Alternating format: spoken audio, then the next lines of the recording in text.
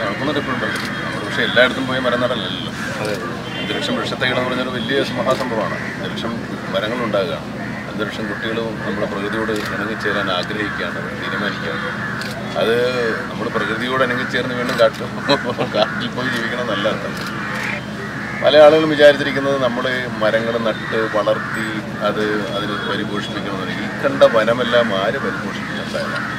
ഈ കാട്ടിലെ മരങ്ങൾ ആര് നട്ടതാണ്, ആര് വളർത്തിയതാണ്, ആര് വെള്ളം കോരിയതാണ്, ആര് വളം ചെയ്തതാണ്? ഒക്കെ തനിയെ വളർന്നോളും. ഭൂമി എപ്പോഴും വളമുള്ളതാക്കി തീർക്കാൻ, വളമുള്ളതായി ഇരിക്കാൻ നമ്മൾ ചെയ്യണമെന്ന് മാത്രമേ ഉള്ളൂ. നമുക്ക് ആവശ്യമില്ലാത്ത ഭൂമിയെയും ചെടികളെയും ഒക്കെ വേണ്ടാത്ത ശീലങ്ങൾ പ്രേരിപ്പിക്കുന്നു എന്നുള്ളതാണ് ഇപ്പോൾ ഈ രാസവളം കൊണ്ട് ഉപയോഗിക്കുന്നത്. രാസവളം വലിച്ച് ശീലിച്ച് കഴിഞ്ഞാൽ മരങ്ങൾ അത് പിന്നെയും ആഗ്രഹിക്കും. നമ്മളെപ്പോലെ തന്നെയാണത്.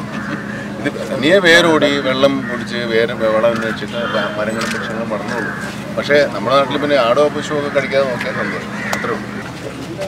സംസ്ഥാന വ്യാപകമായിട്ട് 5 ലക്ഷത്തോളം വൃക്ഷത്തൈകൾ സ്കൂളുകളിലൂടെ വിതരണം ചെയ്യുന്ന ഒരു പദ്ധതിയാണ്. മമ്മൂക്കയുടെ അനുഗ്രഹാശ്വാസികളോട് കൂടിയിട്ടാണ് ഈ പദ്ധതി നടപ്പാക്കുന്നത്. കേരളത്തിലുടനീളമുള്ള സ്കൂളുകളിൽ ഈ 1 മാസം കൊണ്ടാണ് ഈ വൃക്ഷത്തൈകൾ വിതരണം ചെയ്യുന്നത്.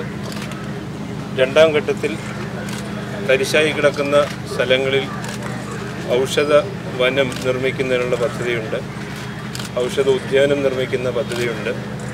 പ്രത്യേകിച്ചും പ്രകൃതിയിലേക്ക് കൂടുതൽ ഇണങ്ങി ജീവിക്കുവാനായി മനുഷ്യരെ പ്രേരിപ്പിക്കുന്ന തരത്തിലുള്ള പ്രവർത്തനങ്ങളാണ് ഗ്രീൻ ഗ്ലോബ് വാളണ്ടിയേഴ്സ് എന്ന സംഘടന നടത്തുന്നത്.